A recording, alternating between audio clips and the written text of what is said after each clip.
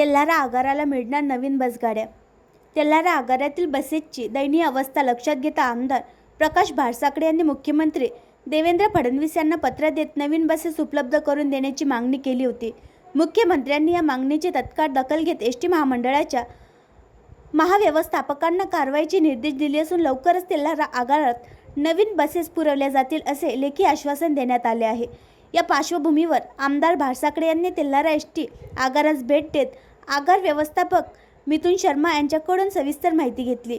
बसस्थानक आणि आगारातील अनेक समस्या अडचणी व कमतरताबाबत त्यांनी माहिती घेतली। यावेळी शर्मा यांनी सांगितले की आगारातील 12 कर्मचारी सध्या अकोला येथे प्रतिनियुक्तीवर कार्यरत असून कर्मचाऱ्यांची तीव्र कमतरता जाणवत आहे। तसेच बसस्थानक परिसरात बाग व श्री हनुमान मंदिराजवळ सभामंडप उभारल्यास शाळकरी विद्यार्थ्यांच्या जेवणाच्या व्यवस्थेस मदत होईल असेही त्यांनी सांगितले। आमदार भाडसाकडे यांनी कर्मचाऱ्यांची कमतरता दूर करण्यासाठी वरिष्ठ अधिकाऱ्यांशी चर्चा करून लवकरच ते प्रश्न सोडवण्याचे आश्वासन दिले। तसेच त्यांनी बसस्थानकातील हिरकणी कक्षाचे उद्घाटनही केले।